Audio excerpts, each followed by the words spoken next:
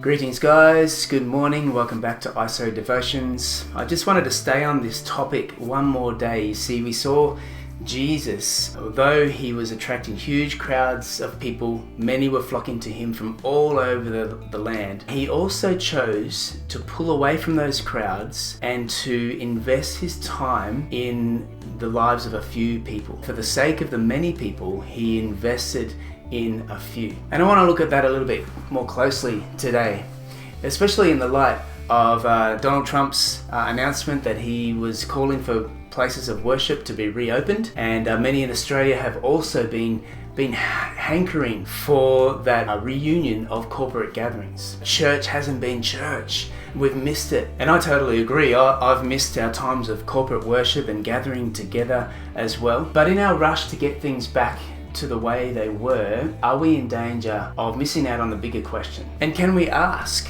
afresh, what is it that the church is called to be? And what is it that the church is called to do? You see, for so long we've had this expression of the church. Our main understanding of what the church is has been these large crowds or these large corporate gatherings. Whereas Jesus deliberately pulled away from the crowd in order to invest in a few. And by investing in a few, for the sake of the many, Jesus was actually establishing an amazing strategy that would help his church to grow exponentially, would help his church to multiply without measure. Maybe that's what he meant when he said the kingdom of God is like yeast that works its way through the bread, or like a mustard seed, a tiny seed which grows up into this huge big tree. Jesus' way of investing in a few people for the sake of the many was in order that his movement, the kingdom of God, the church also that he was establishing, would grow, would multiply, and would cover the face of the earth.